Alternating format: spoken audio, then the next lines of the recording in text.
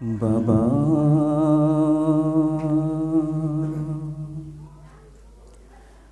میں اکیلی اندھیرا دشت بلا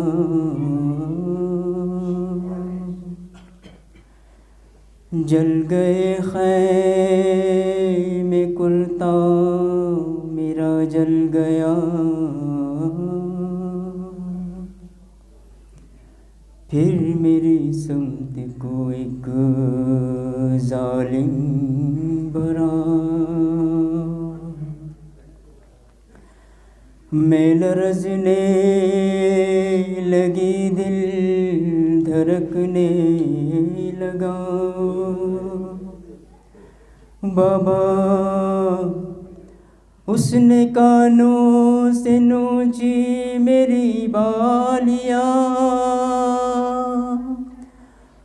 کان سے خون سے کرتا میرا تر ہوا،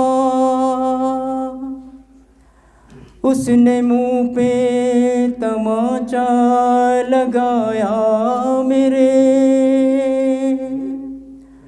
میں سنبھل نہ سکی، گر گئی خاک پہ، پھر میں چلائی رو کے چچا عباس، شمر مجھے مار رہا ہے، میری مدد کو کوئی نہ آیا۔ بابا میں روتی رہ گئی، بابا بابا بابا جان، کیا میں کہوں کیا نہ کہوں، رنج و الم، شام غم حال سفر، شام کے زندہ کے ستم، اپنے غم تم بھی سناؤ،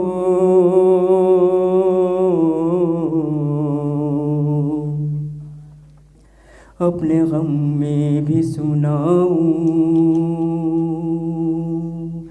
اپنے غم تم بھی سناؤ،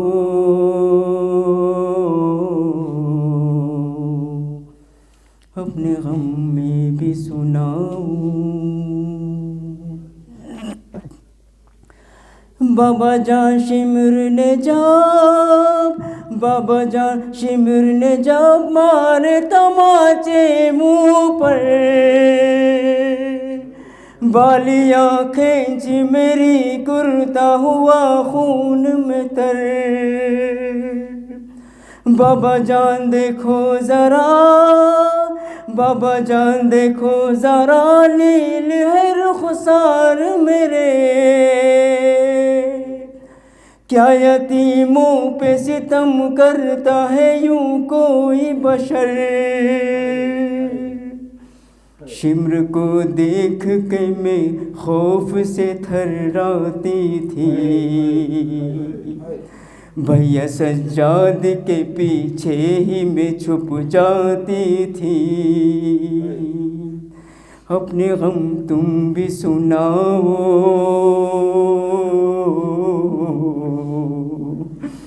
اپنے غم میں بھی سناؤ۔ بابا جان بازو بندے،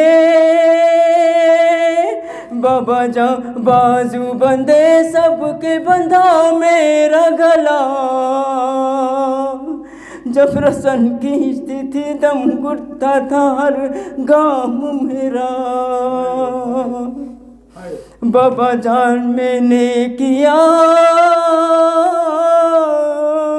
بابا جان میں نے کیا پنجوں پہ چل کر وہ سفر، درد ہوتا تو چلاتی تھی بابا بابا، غش میں کھاتی تھی زمین پر نہیں گر پاتی تھی، رسی اس طرح سے گردن میں پھنسی جاتی تھی، اپنے غم تم بھی سناؤ، اپنے غم میں بھی سناؤں. بابا جان دیکھ نہ کیا، بابا جان دیکھ نہ کیا، سن بھی نہ پاؤ گے بیان. میرے رخسار پہ ظالم کی انگوٹھی کے نشان. بابا جان تم بھی مجھے، بابا جان تم بھی مجھے اب نہیں پہچانو گے.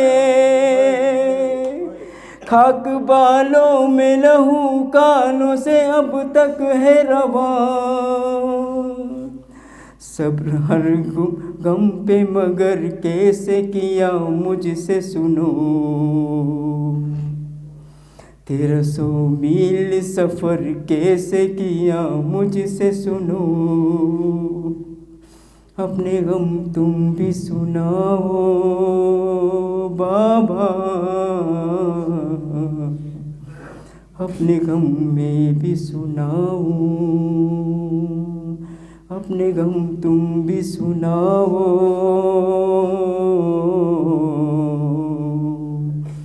اپنے غم میں بھی سناؤ. محمد وآل محمد صلوات. فاتحہ.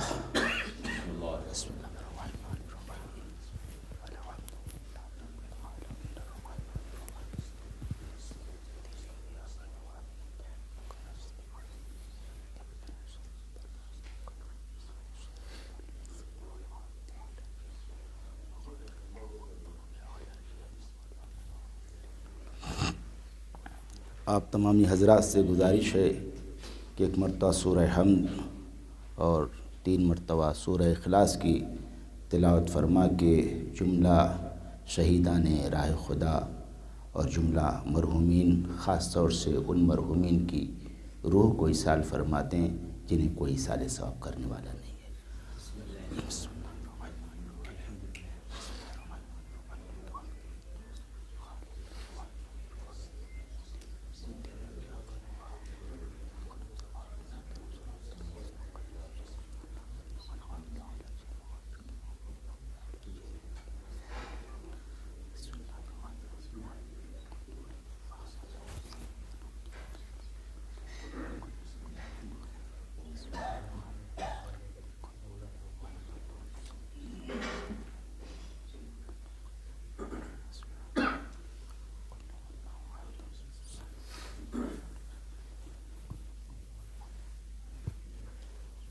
میری ہمبل ریکویسٹ یہ ہے کہ تھوڑا تھوڑا آگے بڑھ جائیں تاکہ بعد میں آنے والوں کو اچھل کود کے نہ آنا پڑے.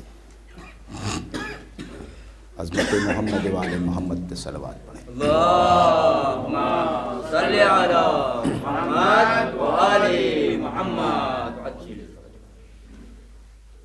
اعوذ باللہ من الشیطان اللعین الرجیم. بسم اللہ الرحمن الرحیم.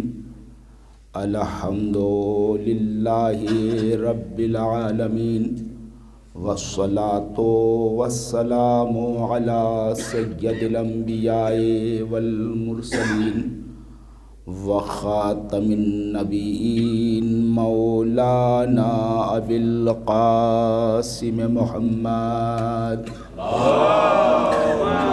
صلی علی محمد وآل محمد وآلہ الطیبین الطاہرین المعصومین المنتخبین المنتجبین ولعنۃ اللہ علی اعدائہم اجمعین.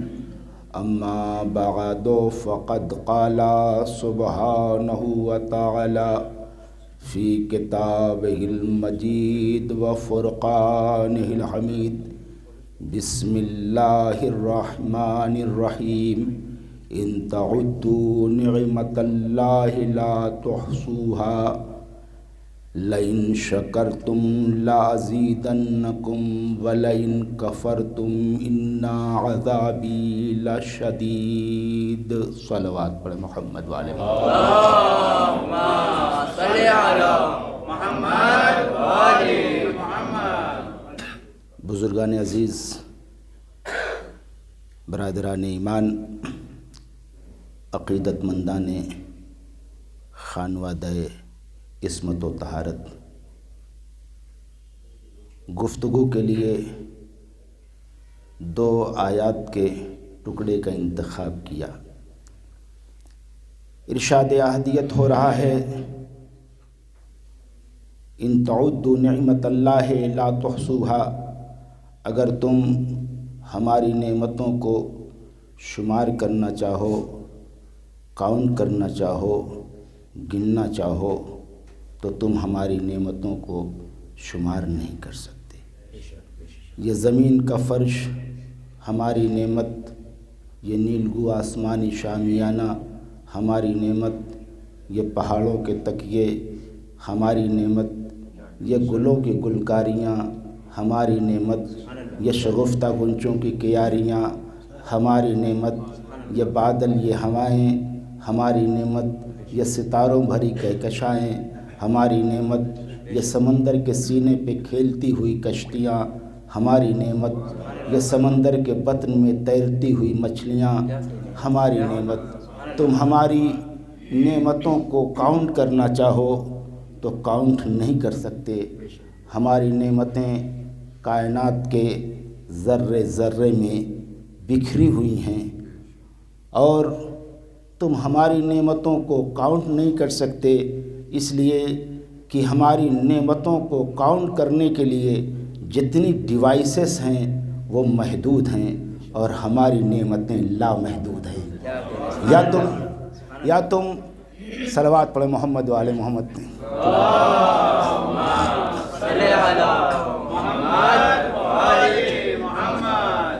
ہماری نعمتیں لامحدود ہیں، تمہارے پاس جتنی ڈیوائسز ہیں وہ محدود ہیں۔ یا تم ہماری نعمتوں کو انگلیوں پہ کاؤنٹ کرو گے یا کیلکولیٹر سے کاؤنٹ کرو گے، کیلکولیٹر میں اتنے ڈیجٹ نمبر ہی نہیں ہیں جتنی ہماری نعمتیں ہیں۔ تو ہماری نعمتیں لا تعداد ہیں، بے شمار ہیں، لا تحصیٰ ہیں، اور اگر تم اس لیے کہ ہم نے تم کو نعمتیں دی نہیں ہیں، ہم نے تم پہ نعمتیں اڈیل دی ہیں۔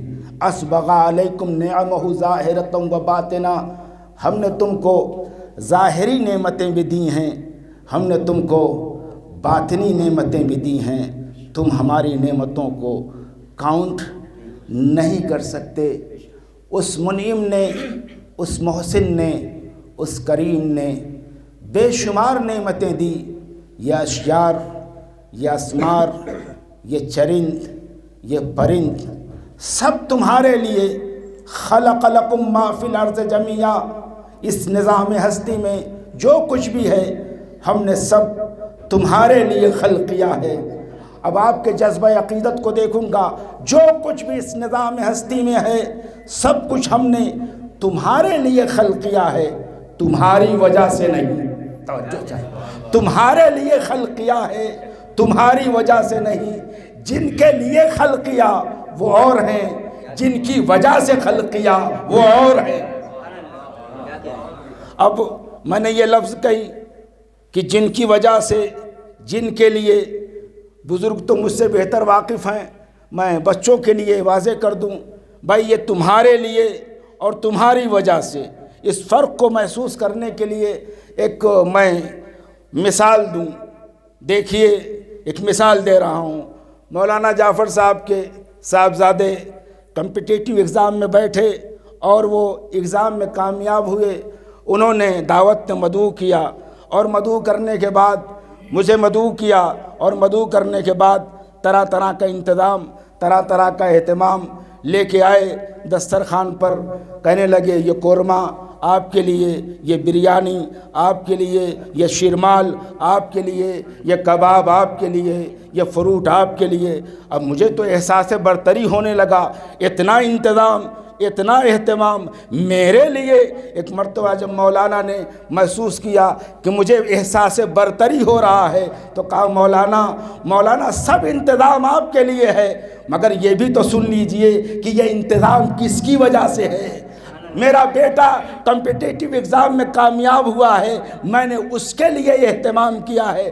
تب میری سمجھ میں آیا یہ چکن، یہ بریانی، یہ روسٹڈ، یہ کباب، یہ پھل، یہ ساری چیزیں بیٹے کی کامیابی کی وجہ سے ہے۔ اللہ نے سب کچھ تمہارے لیے خلق کیا ہے، تمہاری وجہ سے نہیں خلق کیا ہے۔ جن کی اگر عزیزو جن کے لیے خلق کیا ہے تو تمہاری وجہ سے نہیں خلق کیا ہے، تمہارے لیے خلق کیا ہے۔ بس عزیزو یہی سمجھیے گا، یہ پورا نظام تمہارے لیے ہے، لیکن جن کی وجہ سے ہے وہ اور ہیں، جن کی وجہ سے ہے وہ اور ہیں۔ اگر اہل بیت نہ ہوتے اور ہماری ان سے محبت نہ ہوتی تو نہ یہ زمین ہوتی، نہ یہ آسمان ہوتا، نہ یہ ستارے ہوتے، نہ یہ سائبان ہوتا۔ صلوات پڑھے محمد والے محمد۔ اللہم صلی علی محمد وآل محمد۔ تو اس کریم نے ہمیں بے پناہ نعمتیں دی ہیں، مگر اس نے اپنی نعمتوں کے دامن کو سمیٹ نہیں دیا، بلکہ کہہ رہا لئن شکرتم لازیدنکم۔ ہم آلریڈی تمہیں بے پناہ لاتعداد نعمتیں دے چکے ہیں، لیکن اگر تم ہمارا شکریہ ادا کرو گے تو ہم نعمتوں میں اضافہ کرتے چلے جائیں گے۔ شکریہ کا بینیفٹ، شکریہ کا فائدہ ہمیں ریٹرن نہیں ہوگا، شکریہ کا بینیفٹ تمہیں کو ہوگا۔ تم شکریہ ادا کرتے جاؤ گے، ہم نعمتوں میں اضافہ کرتے چلے جائیں گے۔ عزیزو اس محسن نے نعمتیں دینے کے بعد شکریہ کا مطالبہ کیا۔ جناب موسیٰ کہنے لگے پروردگار تو نے مجھ کو کتاب دی، شریعت دی، ید بیضا دیا، معجزات دیے، شرف تکلم عطا کیا، بڑی نعمتیں دی پروردگار، میں چاہتا ہوں کہ تیری نعمتوں کا شکریہ ادا کروں، مگر تیری نعمتوں کا شکریہ کیسے ادا کروں؟ کہا موسیٰ میری نعمتوں کا تصور کر کے سجدے میں چلے جاؤ۔ موسیٰ سر کو سجدے میں رکھتے ہیں، سر کو اٹھا کے کہتے ہیں پروردگار میں تو تیری نعمتوں کے شکریہ کے لیے سجدے میں گیا تھا، تو نے ایک اور نعمت دے دی، توفیق سجدہ کی نعمت۔ اس نعمت کے لیے دوبارہ سجدے میں گئے، پھر سر کو اٹھا کے کہتے ہیں پروردگار تو نے دوبارہ توفیق سجدہ کی نعمت دی۔ اس نعمت کے لیے تیسری مرتبہ سجدے میں گئے، پھر سر کو اٹھا کے کہتے ہیں پروردگار اب مجھے احساس ہو چلا ہے تیری نعمتوں کا شکریہ ادا نہیں ہو سکتا۔ آواز قدرت آئی موسیٰ جب میرے بندے کو یہ احساس ہو جائے کہ میرا شکریہ ادا نہیں ہو سکتا، یہی عین شکریہ ہے، یہی حقیقت شکریہ ہے۔ صلوات پڑھے محمد والے محمد۔ صلی علی محمد وآل محمد۔ تو اس نے بے پناہ نعمتیں دی ہیں، مگر موالیان حیدر کرار اہل بیت کے چاہنے والوں کو اللہ نے خاص نعمت دی ہے۔ رسول فرماتے ہیں ہر محب علی کو، ہر عاشق حسین کو چاہیے کہ وہ اللہ کی سب سے پہلی نعمت پر اللہ کا شکریہ ادا کرے۔ لوگوں نے کہا یا رسول اللہ محب علی کو اللہ سب سے پہلی نعمت کیا دیتا ہے؟ رسول نے فرمایا محب علی کو اللہ سب سے پہلی نعمت یہ دیتا ہے کہ اس کی ولادت پاک ہوتی ہے۔ تو اس فرش عزا پہ جو بھی ہیں سب طاہر النسب ہیں، تو اس نے بے پناہ نعمتیں دی ہیں، مگر عزیزو ان بے پناہ نعمتوں میں کچھ خاص نعمتیں ہیں۔ ذرا سا تھوڑی دیر یہاں پہ ٹھہریے، تھوڑی دیر میری گفتگو بے ربط معلوم ہوگی، مگر انشاءاللہ تھوڑی دیر کے بعد میں اپنی گفتگو سے متصل ہو جاؤں گا۔ جب ابلیس نے آدم کے سجدے کا انکار کیا اور اللہ نے کہا کہ تو میری بارگاہ سے نکل جا، تو ایک مرتبہ نکلنے لگا تو کہتا قالا فبما اغویتنی، تو نے مجھے کیوں گمراہ کیا؟ لَأَقْعُدَنَّ لَهُمْ صِرَاطَكَ الْمُسْتَقِيمَ ثُمَّ لَآتِيَنَّهُمْ مِنْ بَيْنِ أَيْدِيهِمْ وَعَنْ خَلْفِهِمْ وَعَنْ أَيْمَانِهِمْ وَشِمَائِلِهِمْ وَلَا تَجِدُ أَكْثَرَهُمْ شَاكِرِينَ۔ ابلیس کہہ رہا ہے اے پالنے والے تو نے مجھے کیوں گمراہ کیا؟ دیکھیے گمراہ خود ہوا ہے، مگر گمراہی کی نسبت اللہ کی طرف دے رہا ہے۔ جہاں بھی یہ تصور ہو کہ بندہ کچھ نہیں کرتا، سب خدا کرتا ہے، وہاں مزاج شیطان بول رہا ہے تو نے مجھے کیوں گمراہ کیا، میں تو تیرے صراط مستقیم پر ڈٹ کے بیٹھ جاؤں گا، لأقعدن، ڈٹ کے بیٹھ جاؤں گا، جم کے بیٹھ جاؤں گا، ثم لآتینہم من بین ایدیہم، پھر میں تو فرنٹ سے آؤں گا، پھر بیک سے آؤں گا، رائٹ سے آؤں گا، لیفٹ سے آؤں گا، چاروں جہتوں سے آؤں گا، چاروں سمتوں سے آؤں گا، 4 ڈائریکشنز سے آؤں گا۔ عزیزو، یہ 4 ڈائریکشنز نہیں ہیں، یہ 4 حقیقتیں ہیں۔ آگے سے آؤں گا، کیا مطلب؟ آگے سے مراد ہے آخرت، پیچھے سے آؤں گا، پیچھے سے مراد ہے دنیا، رائٹ سے آؤں گا، رائٹ سے مراد ہے نیکیاں، لیفٹ سے آؤں گا، لیفٹ سے مراد ہے برائیاں۔ آگے سے آؤں گا، فرنٹ سے آؤں گا، کیا مطلب؟ یعنی آخرت کا خوف دل سے نکال دوں گا۔ بیک سے آؤں گا، بیک سے مراد ہے دنیا، دنیا کی محبت دل میں بٹھا دوں گا۔ رائٹ سے آؤں گا، یعنی چھوٹی سی نیکی پر مغرور بنا دوں گا۔ لیفٹ سے آؤں گا، برائیوں کو سبک اور ہلکا بنا دوں گا۔ تو ابلیس چاروں جہتوں سے آئے گا، چاروں سمتوں سے آئے گا، مگر ایک سوال ہے، کس لیے آئے گا؟ کیا نمازوں سے روکنے کے لیے آئے گا؟ توجہ چاہوں گا، کیا نمازوں سے روکنے کے لیے آئے گا؟ کیا حج و زکوٰۃ و خمس و جہاد سے روکنے کے لیے آئے گا؟ کیا اعمال صالحہ سے روکنے کے لیے آئے گا؟ بھائی ابلیس بڑا ہوشیار ہے، بہت چالاک ہے، وہ سجدوں کی عبادتوں کے مزاج کو جانتا ہے، وہ تو تمام عبادتوں کی روح کو سلب کرنے کے لیے آئے گا، عبادتوں کے لیے۔ اور دیکھیے، اگر عبادتوں سے روکنے کے لیے آتا تو آیت کا تتمہ کیا ہوتا؟ وَلَا تَجِدُ أَكْثَرَهُمْ عَابِدِينَ، تو تم اپنے بندوں کی اکثریت کو عبادت گزار نہیں پائے گا۔ مگر ابلیس کیا کہتا ہے؟ وَلَا تَجِدُ أَكْثَرَهُمْ شَاكِرِينَ، آؤں گا، چاروں جہتوں سے آؤں گا، مگر نتیجہ کیا ہوگا؟ کہ تو اپنے بندوں کی اکثریت کو ناشکرا پائے گا۔ اس کا مطلب یہ ہے کہ کسی نعمت کو سلب کرنے کے لیے آئے گا، کسی نعمت کو چھیننے کے لیے آئے گا، اس لیے کہ شکریہ نعمت کے اوپر ہوتا ہے۔ تو اب عزیزو، وہ کون سی نعمت ہے جس نعمت کو سلب کرنے کے لیے ابلیس آئے گا؟ اگر میں اس مقصد کو، اس بات کو پہنچا لے گیا تو میرا مقصد پورا ہو جائے گا۔ دیکھیے، قرآن مجید میں 3 اہم نعمتیں ہیں۔ پہلی نعمت ہے اللہ کی معرفت، توحید کی معرفت، یہ سب سے بڑی نعمت ہے۔ قرآن کہہ رہا ہے یعرفون نعمت اللہ ثم ینکرونہا، اللہ کی نعمتوں کو بھی پہچانتے ہیں، اللہ کو بھی پہچانتے ہیں، مگر پھر بھی اللہ کا انکار کرتے ہیں، اللہ کی نعمتوں کا انکار کرتے ہیں۔ قرآن کہہ رہا ہے لئن سألتہم من خلق السماوات والارض لیقولن اللہ، اگر ان کافرین سے، مشرکین سے اور بت پرستوں سے سوال کرو کہ اس زمین کا خالق کون ہے، آسمان کا خالق کون ہے، تو سب کے سب پکار کے کہیں گے زمین و آسمان کا خالق اللہ ہے۔ تو دیکھیے، مان تو رہے ہیں کہ زمین و آسمان کا خالق اللہ ہے، مگر اللہ کو نہیں مان رہے ہیں۔ اس کا مطلب یہ ہے تصور الہ سے بیگانہ نہیں۔ تو پہلی نعمت کیا ہے؟ معرفت توحید، اللہ کی سب سے بڑی نعمت ہے۔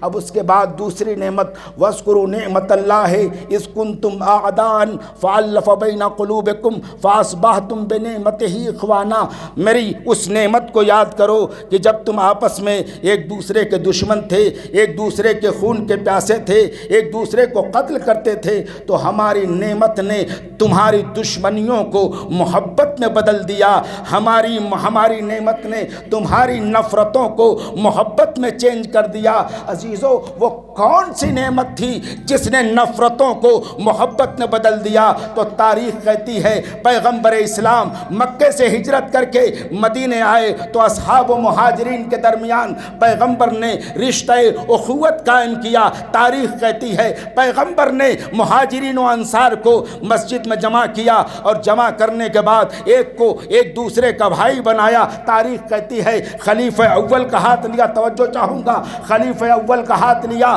خلیفہ ثانی کے ہاتھ پہ رکھا، کہا دیکھو آج سے تم ایک دوسرے کے بھائی ہو۔ خلیفہ ثالث کا ہاتھ لیا، عبد الرحمن ابن عوف کے ہاتھ پہ رکھا، دیکھو آج سے تم ایک دوسرے کے بھائی ہو۔ حذیفہ کا ہاتھ لیا، عمار یاسر کے ہاتھ پہ رکھا، دیکھو آج سے تم ایک دوسرے کے بھائی ہو۔ سلمان کا ہاتھ لیا، مقداد کے ہاتھ پہ رکھا، کہا دیکھو آج سے تم ایک دوسرے کے بھائی ہو۔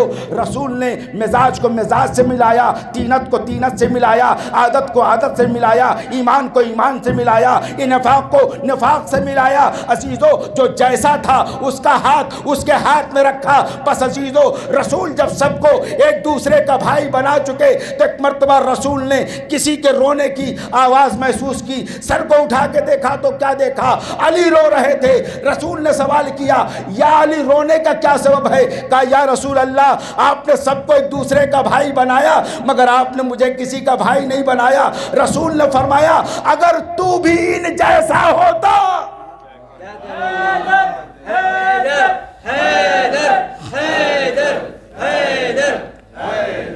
اگر تو بھی ان جیسا ہوتا تو تجھے بھی ان کا بھائی بنا دیتا، مگر تو مجھ جیسا ہے، تو میرا بھائی ہے اس دنیا میں بھی آخرت میں بھی۔ صلوات پڑھے محمد و آل محمد پہ۔ اللہم صلی علی محمد و آل محمد۔ اللہ اکبر، یا رسول اللہ،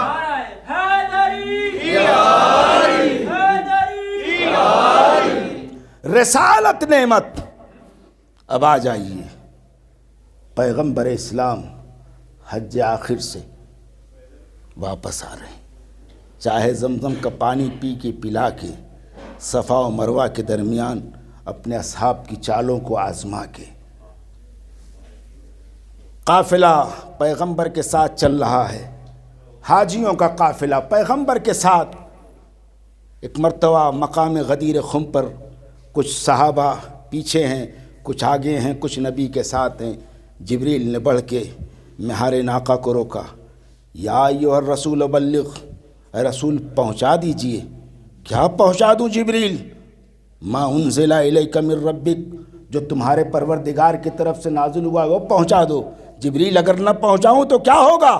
کہا فما بلغت رسالتہ، کچھ بھی نہیں پہنچایا، اگر یہ نہ پہنچایا تو کچھ بھی نہیں پہنچایا۔ ایک مرتبہ رسول نے کہا جو آگے جا چکے ہیں انہیں پیچھے بلایا جائے، جو پیچھے رہ گئے ہیں ان کا انتظار کیا جائے۔ رسول نے آگے بڑھنے والوں کو پیچھے بلایا، پیچھے رہ جانے والوں کا انتظار کیا۔ بھائی مجلس وقت پہ شروع ہو گئی، آنے والے آ ہی رہے ہیں اور جو پہلے سے موجود ہیں وہ موجود ہی ہیں، مگر آنے والوں کے انتظار میں مجلس میں تاخیر تو نہیں ہوئی۔ تو بھائی جو رسول کے ساتھ ہیں، جو کچھ رسول کو کہنا ہے ان سے خطاب کرنا چاہیے، یا آگے والوں کو پیچھے کیوں بلایا جا رہا ہے؟ پیچھے رہ جانے والوں کا انتظار کیوں کیا جا رہا ہے؟ عزیزو چونکہ میدان غدیر میں علی کی ولایت کا اعلان ہونے والا تھا، رسول بتانا چاہتے تھے کہ دیکھو علی کی ولایت وہ نقطہ ایمان ہے، جو اس نقطے سے آگے چلا جائے وہ بھی کافر ہو جاتا ہے، جو پیچھے رہ جائے وہ بھی کافر ہو جاتا ہے۔ اب ایک مرتبہ جب حاجیوں کا مجمع ایک مرکز پہ جمع ہو گیا تو رسول نے فرمایا اونٹوں کے کجاؤں کا منبر بنایا جائے۔ یہاں پہ رئیس الواعظین مولانا قرار حسین صاحب کا ایک جملہ مجھے یاد آتا ہے، کہا اونٹوں کے کجاؤں کا منبر بنایا جائے۔ یا رسول اللہ کیا کریں گے اونٹوں کے کجاؤں کا منبر؟ کہا خطبہ دینا ہے۔ کہا خطبے کے لیے بلندی درکار ہے تو ناقے کی پشت پہ بیٹھ کے خطبہ دے دیجئے۔ رسول آواز دیں گے خطبہ غدیر سنانا ہے، خطبہ جمل نہیں سنانا ہے۔ اونٹوں کے کجاؤں کا منبر بنا، پیغمبر عرش منبر پہ آئے، فصیح و بلیغ خطبہ ارشاد فرمایا۔ ایک مرتبہ رسول خطبہ ارشاد فرمانے کے بعد رسالت جھکی، رسالت نے جھک کے امامت کے دونوں بازوؤں کو پکڑا، اٹھانا شروع کیا، شکم تک اٹھایا، شکم سے سینے تک اٹھایا، سینے سے چہرے تک اٹھایا، اتنا اٹھایا کہ رسالت امامت کے چلمن میں پوشیدہ ہو گئی۔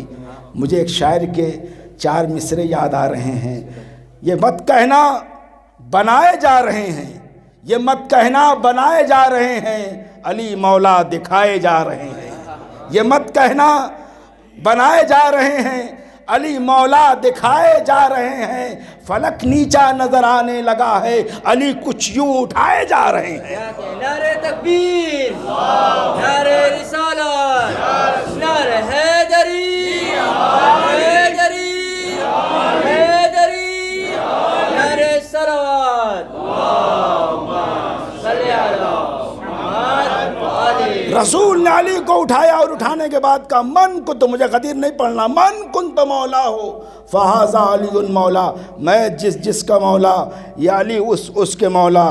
بس جیسے ہی نبی نے علی کی ولایت کا اعلان کیا، آیت آئی الیوم اکملت لکم دینکم واتممت علیکم نعمتی، آج دین مکمل ہو گیا، آج نعمت تمام ہو گئی۔ تو علی کی ولایت نعمت، توجہ چاہتا ہوں، علی کی ولایت نعمت، توحید نعمت، رسالت نعمت، علی کی ولایت نعمت۔ ابلیس نے کیا کہا تھا؟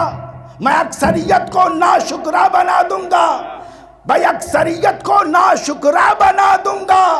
دیکھیے شکر ہوتا ہے نعمت پر، اکثریت کو ناشکرا بنا دوں گا، اس کا مطلب یہ ہے ابلیس کسی نعمت کو سلب کرنے کے لیے آئے گا، اکثریت کو ناشکرا بنا دوں گا۔ اسی جملے میں ایک جملہ پوشیدہ ہے کوئی نعمت جس کا اکثریت کفران کرے گی مگر کوئی اقلیت اس نعمت پہ شکران کرے گی۔ اقلیت اس نعمت کے اوپر شکران کرے گی۔ اب ابلیس نے تو کہا تھا چاروں جہتوں سے آؤں گا، فرنٹ سے، بیک سے، رائٹ سے، لیفٹ سے، ہر طرف سے آؤں گا اور تیرے بندوں کی اکثریت کو ناشکرا بنا دوں گا۔ بنایا یا نہیں بنایا؟ بہت بڑا دعویٰ کر کے چلا تھا، چیلنج کر کے چلا تھا۔ توجہ چاہوں گا، اگر یہ بات پہنچ گئی تو میں سمجھوں گا کہ میری محنت سوارت ہو گئی۔ بہت بڑا دعویٰ کر کے چلا تھا کہ میں اکثریت کو ناشکرا بنا دوں گا۔ بھائی بنایا یا نہیں بنایا؟ بنایا یا نہیں بنایا؟ اکثریت کو ناشکرا بنایا یا نہیں بنایا؟ دیکھیے ہم بھی بہت دعوے کرتے ہیں، ہم بھی مجلس کا وعدہ لے لیتے ہیں، لیکن جب معاملہ کہیں ہو جاتا ہے تو بہانہ کر جاتے۔ تو بھائی اس نے دعویٰ کیا تھا، پرومس کیا تھا کہ میں اکثریت کو ناشکرا بناؤں گا، تو اس نے بنایا یا نہیں بنایا؟ تو سورہ سبا میں ارشاد ہوتا ہے وَلَقَدْ صَدَّقَ عَلَيْهِمْ إِبْلِيسُ ظَنَّهُ فَاتَّبَعُوهُ إِلَّا فَرِيقًا مِّنَ الْمُؤْمِنِينَ۔ اللہ کہہ رہا ہے ابلیس میری بارگاہ سے یہ گمان کر کے چلا تھا کہ اکثریت کو ناشکرا بنا دوں گا، فَاتَّبَعُوهُ إِلَّا فَرِيقًا مِّنَ الْمُؤْمِنِينَ، سارے فرقوں نے ابلیس کا اتباع کیا، الا فریقا من المؤمنین، سوائے مومنین کے ایک گروہ کے، سوائے مومنین کے ایک گروہ کے۔ عزیز و رسول نے فرمایا تھا میری امت کے 73 فرقے ہوں گے، 73 میں سے 72 جہنم میں جائیں گے، ایک فرقہ جنت میں جائے گا۔ اس کا مطلب یہ ہے کہ کوئی چیز تو ہوگی جو 72 کے پاس نہیں ہوگی، ایک فرقے کے پاس ہوگی۔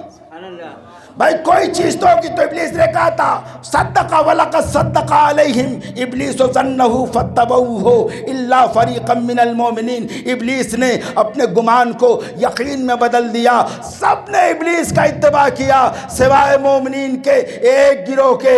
عزیزو جب عید اکبر آتی ہے، عید غدیر آتی ہے تو سارے مسلمان خاموش رہتے ہیں، بس ایک ہی فرقہ تو ہے علی کے چاہنے والوں کا، وہ کہتا ہے الحمدللہ الذی جعلنا من المتمسکین بولایت علی ابن ابی طالب۔ اے پروردگار تیرا شکر ہے کہ سب سے ابلیس نے نعمت ولایت کو سلب کر لیا، ہمارے پاس علی کی ولایت کی نعمت ہے۔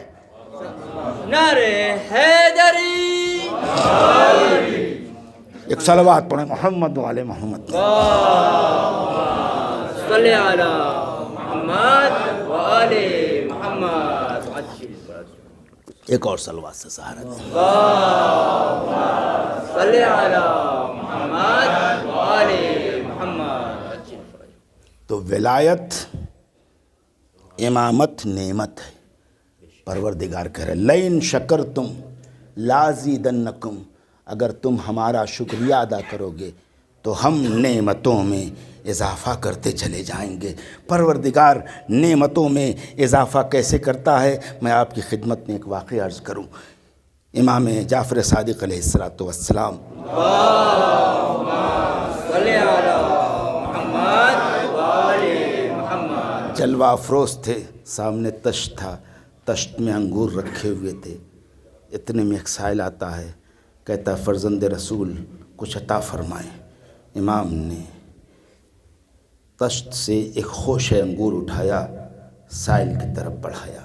سائل نے اپنے ہاتھوں کو سمیٹ لیا۔ فرزند رسول مجھے انگور کی حاجت نہیں ہے، مجھے درہم چاہیے۔ امام نے خوش انگور کو تشت میں رکھ دیا۔ سائل میرے خدا نے بھی تیری بات سنی، میں نے بھی تیری بات سنی۔ امام نے اب اس سائل کو نہیں دیا، اب امام کے عمل کی حکمت اور مصلحت امام جانے، مگر تاریخ کہتی ہے ابھی تھوڑی دیر گزری تھی کہ ایک دوسرا سائل آیا، کہتا فرزند رسول کچھ عطا فرمائیں۔ امام نے ایک خوشہ انگور کے چند دانے سائل کو دیے۔ سائل انگور کے دانے لے کے کہتا ہے پروردگار تیرا شکر ہے، تیری حمد ہے کہ تو نے مجھے یہ نعمت دی۔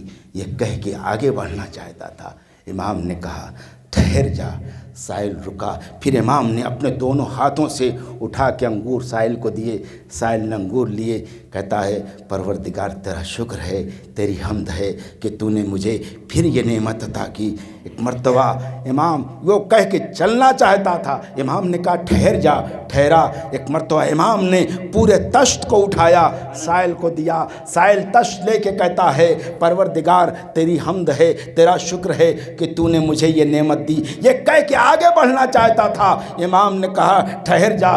غلام سے پوچھا کیا تیرے پاس کچھ درہم ہیں؟ کہا ہاں مولا 600 درہم ہیں۔ امام نے 600 درہم سائل کو دیے۔ سائل 600 درہم لے کے کہتا ہے پروردگار تیرا شکر ہے کہ تو نے مجھے یہ نعمت عطا کی، یہ درہم عطا کیے۔ یہ کہہ کے آگے بڑھنا چاہتا تھا، امام نے کہا سائل ٹھہر جا۔ سائل رکا، بس عزیزو امام سائل رکا۔ ایک مرتبہ امام نے اپنے دوست سے ردا اتاری اور سائل کو دی۔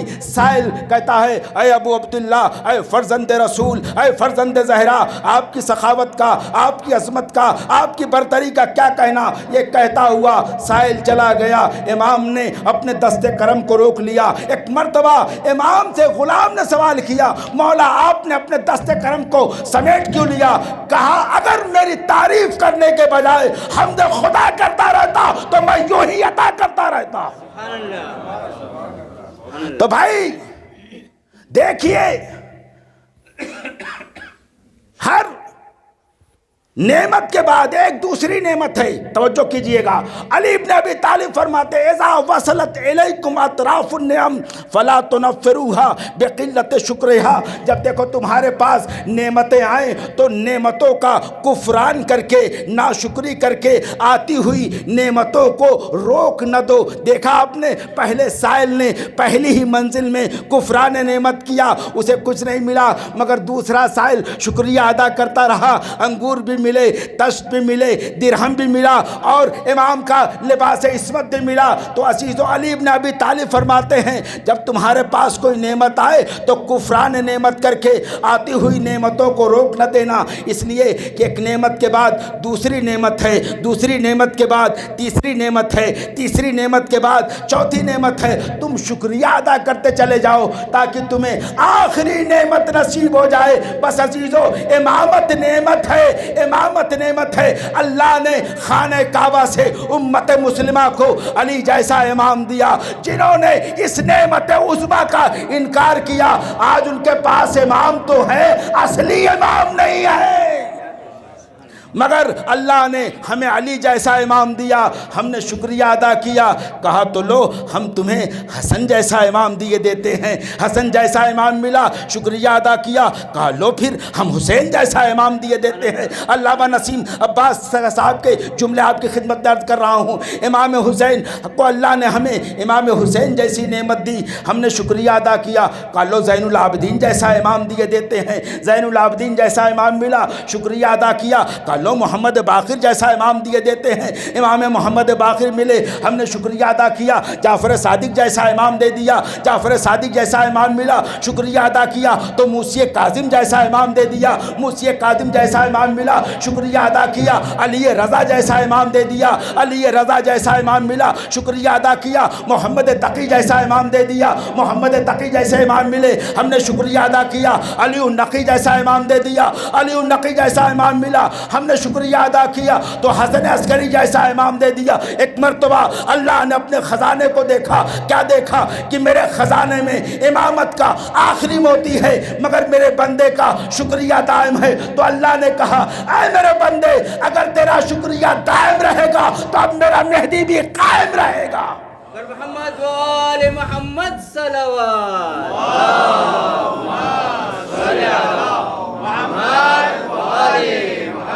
امامت نعمت ہے، امامت نعمت ہے، اللہ نے ہمیں یہ عظیم نعمت عطا کی۔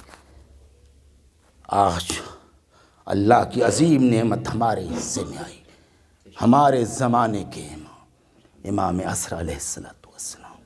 ضرورت ہے کہ ان سے اپنے رابطے کو، ایک صلوات پڑھے محمد والے محمد،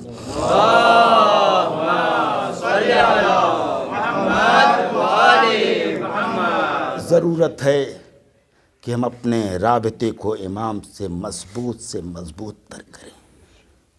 وہی حجت خدا ہیں، وہی زمانے کے امام ہیں۔ امام کا ہمارے اوپر ایک حق ہے، جب بھی کوئی مشکل ہو، پریشانی ہو، امام کو مدد کے لیے بلائیں۔ 50 چیزیں ہم یاد کرتے ہیں، کبھی کبھی ہمیں اپنے زمانے کے امام کو بھی یاد کرنے کے لیے وقت نکال لینا چاہیے۔ مشکلات کس کی زندگی میں نہیں ہیں، مشکلات پیش آئیں، امام کو یاد کیجیے۔ امام کا حق ہے کہ جب ہم مشکلات میں ہوں تو امام کو مدد کے لیے بلائیں۔ جیسے مسجد کا حق ہے کہ اس میں نماز پڑھی جائے، قرآن کا حق ہے تلاوت کی جائے، عالم کا حق ہے کہ اس سے مسائل اور دین کی باتیں پوچھی جائیں، اسی طریقے سے امام کا حق ہے کہ جب بھی مشکلات ہو تو امام کو مشکلات میں پکاریں۔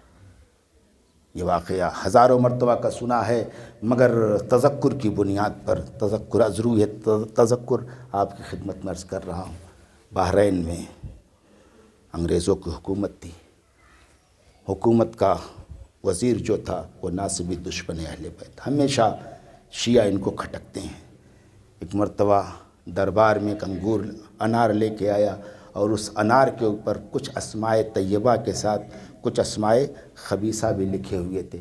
کہا دیکھو یہ جنتی پھل ہے، جنتی پھل کے اوپر ان کے نام لکھے ہوئے ہیں مگر شیعہ ان کو نہیں مانتے ہیں، شیعوں کو بلایا جائے، یہ بتائیں کہ جنتی پھل کے اوپر ان کا نام کیسے آیا؟ اگر یہ حق پر نہیں ہیں، یہ سچے نہیں ہیں تو جنتی پھل پر ان کا نام کیسے آیا؟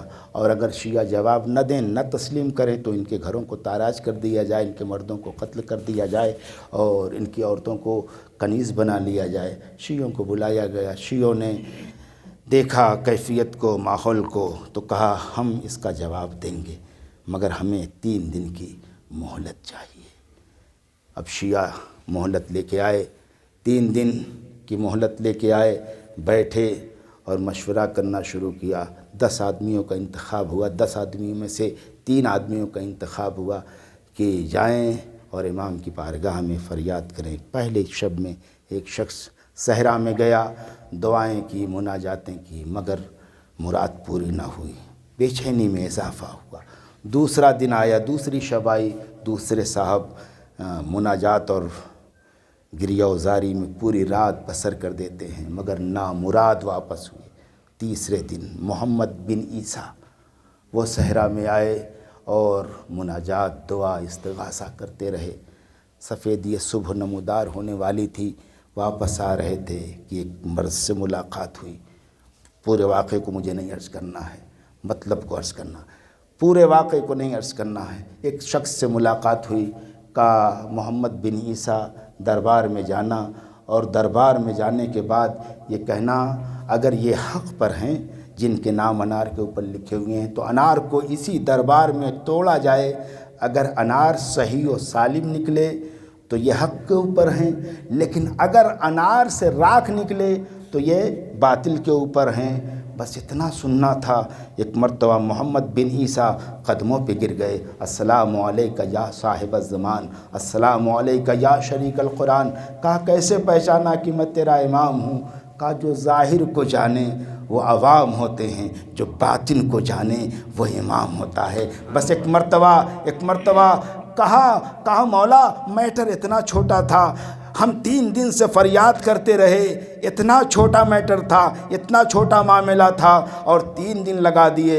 امام نے کہا میں بھی تو تم سے کہہ سکتا ہوں نا کہ تم نے 3 دن کی مہلت کیوں مانگی؟ جتنا تم نے ہمارے اوپر اعتبار کیا اتنا ہم نے تمہارا کام کیا. اگر تم ہمارے اوپر اعتبار کرتے ہوئے جیسے دربار سلیمان میں آصف ابن برخیہ نے کہا تھا ابھی چشم زدن میں تخت بلقیس لاتا ہوں، تو بھی کہتا ابھی جواب دیتا ہوں، تو تیرے بلانے میں دیر تھی، میرے آنے میں دیر نہیں تھی. صلوات پڑھے محمد وآل محمد پہ.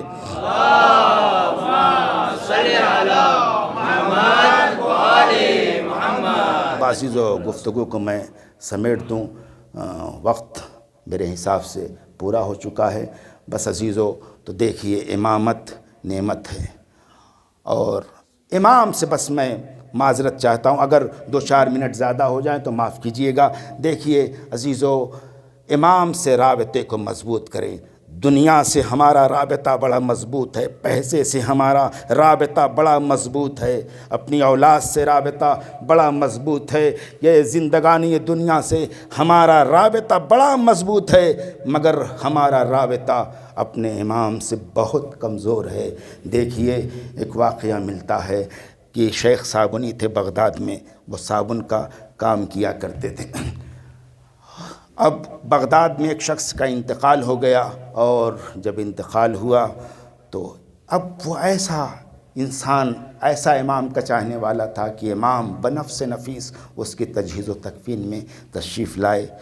جب غسل کی منزل آئی تو کافور میسر نہیں تھا. امام نے اپنے ایک نمائندے کو شیخ صابنی کی دکان پہ بھیجا، کہا جاؤ شیخ صابنی کی دکان سے کافور لے کے آؤ.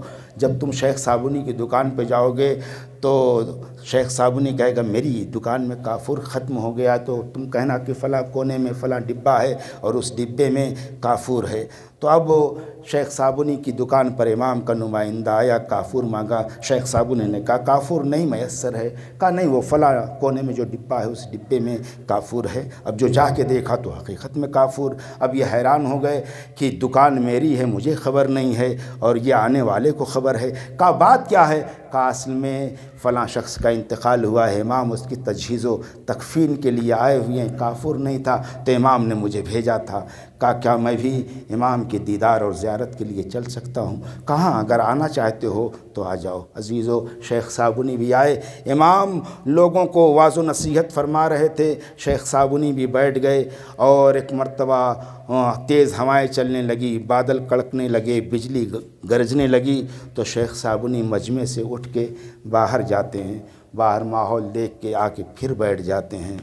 پھر بیٹھے، پھر بجلی کڑکی، پھر باہر نکلے. اور ایک مرتبہ امام نے کہا شیخ صابنی تم نے اپنے چھت کے اوپر سوکھنے کے لیے صابن پھیلایا تھا، بارش آنے والی ہے، تم سوچ رہے ہو بارش آ جائے گی پورا صابن بہہ جائے گا.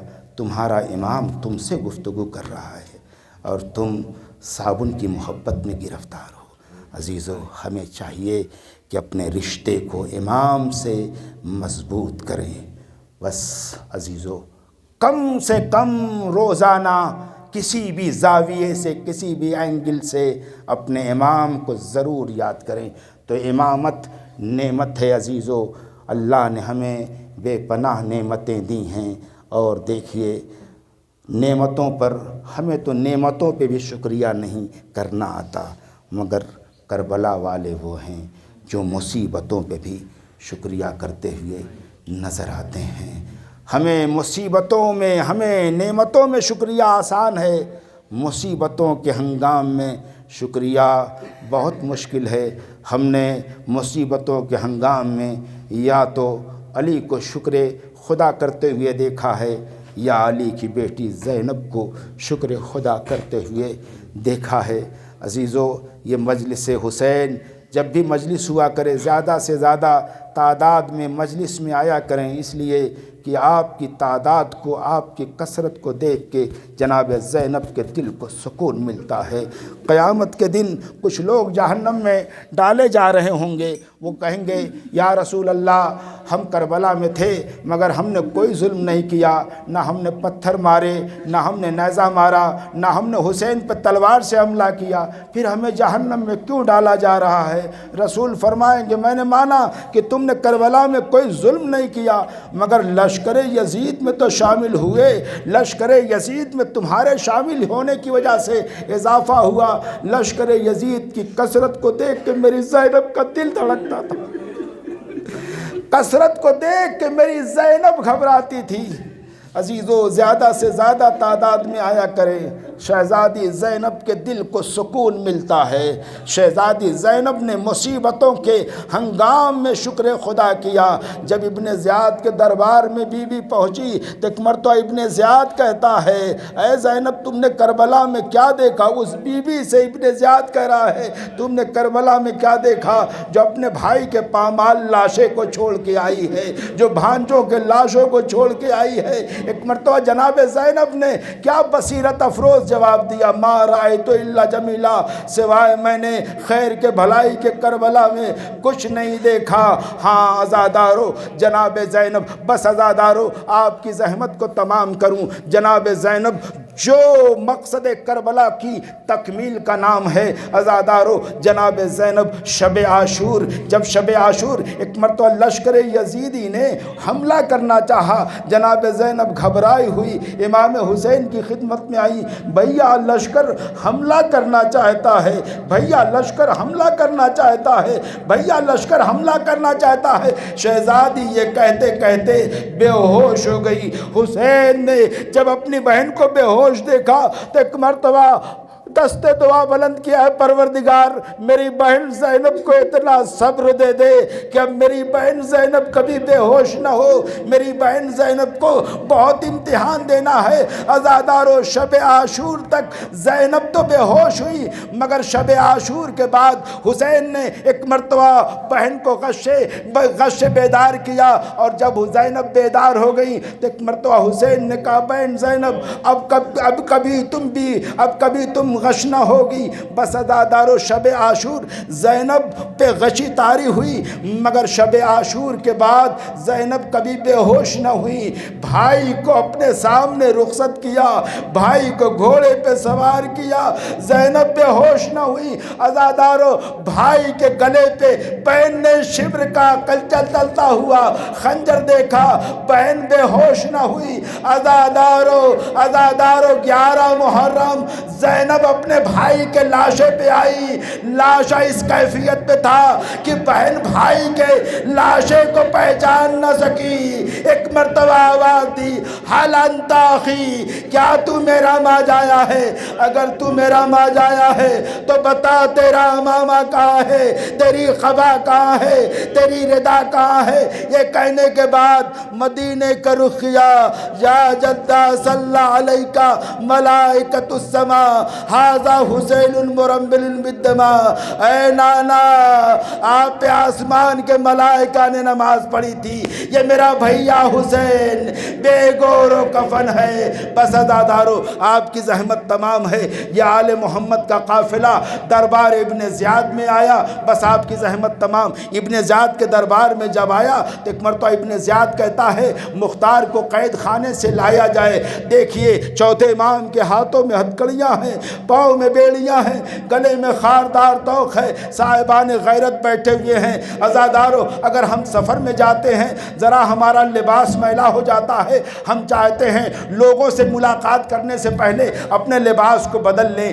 امام کے ہاتھوں میں ہتھکڑیاں ہیں۔ جب چوتھے امام نے یہ سنا کہ مختار کو دربار میں لایا جا رہا ہے تو امام نے اپنی کیفیت کو دیکھا، ہائے اب کیا کروں۔ عزادارو، روایت کہتی ہے امام نے اپنے سر کو دونوں گھٹنوں کے درمیان ڈال لیا، بابا کا چاہنے والا مجھ کو اس عالم میں نہ دیکھے، بس مختار کو دربار میں لایا گیا۔ کسی نے کہا مختار تو نے امیر کو سلام نہ کیا، کہا مالی امیر سوال حسین، حسین کے علاوہ میرا کوئی امیر نہیں۔ ایک پر تو ابن زیاد کہتا ہے مختار تیرا حسین کوفے میں آ گیا، کہا ظالم مجھے یقین نہیں آتا کہ میرا آقا کوفے میں آ گیا، اگر میرا آقا کوفے میں آتا تو سب سے پہلے تیری قید سے مجھے رہا کراتا۔ یہ کہنے کے بعد ایک مرتبہ ابن زیاد نے کہا مختار یقین نہیں آتا، یہ کہنے کے بعد تشت طلا منگایا۔ عزادارو، سر امام خون میں آلود تھا، گرد میں آلود تھا، مختار پہچان نہ سکے، کٹے ہوئے سر سے آواز آئی مختار اپنے آقا کا سلام قبول کرو۔ مختار نے زنجیر سے سر و سینے کو پیٹ لیا، ہائے میرا آقا، ہائے میرا مولا۔ ابن زیاد کی طرف بڑھے، ابن زیاد میری آنکھوں کو پھوڑ دے، میرے آقا کا یہ عالم مجھ سے نہیں دیکھا جاتا۔ کہا مختار یہ نہیں ہو سکتا، کہا پھر میرے سر اور تن میں جدائی کر دے جس طرح سے میرے آقا کا سر تن سے جدا ہے۔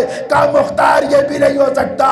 جب مختار مجبور ہو گئے تو ایک مرتبہ نجف کا رخ کیا، کہا اے نجف کے علی سب کی مدد کو تو آتے ہو، آج غلام بلا رہا ہے۔ یہ کہہ کے ہاتھوں کے ہتھکڑیوں کو توڑ دیا، پیروں کی بیڑیوں کو توڑ دیا، ہتھکڑیاں ٹوٹی، بیڑیاں ٹوٹی، ظالم سے تلوار چھینی، حملہ کرنا چاہتے تھے کہ پشپ بیمار امام نے ہاتھ رکھا، اے چچا مختار ایسا نہ کرنا، بابا کی محنت بیکار ہو جائے گی۔ مختار مڑے، آقا یہ ہاتھوں میں ہتھکڑیاں کیسے؟ اے مختار بابا مارے گئے، چچا مارے گئے، اے چچا مختار میرے پیچھے نہ دیکھنا، میری پھپھیاں نبی کی نواسیاں بے مقنع و چادر ہیں، وَسَيَعْلَمُ الَّذِينَ ظَلَمُوا أَيَّ مُنْقَلَبٍ يَنْقَلِبُونَ۔ الہی بحق زہرا وابیہا وبعلیہا وبنیہا، پروردگار ہماری اس عبادت کو قبول فرما، تمام حاضرین کی حاضری کو قبول فرما، تمام حاضرین کے رزق میں وسعت و برکت عطا فرما۔ پروردگار مولانا علی جعفر صاحب قبلہ کی جو بھی حاجات ہیں اور مولانا مجتبیٰ بنانی صاحب کی جو بھی حاجات، پروردگار ان حاجات کو پورا فرما۔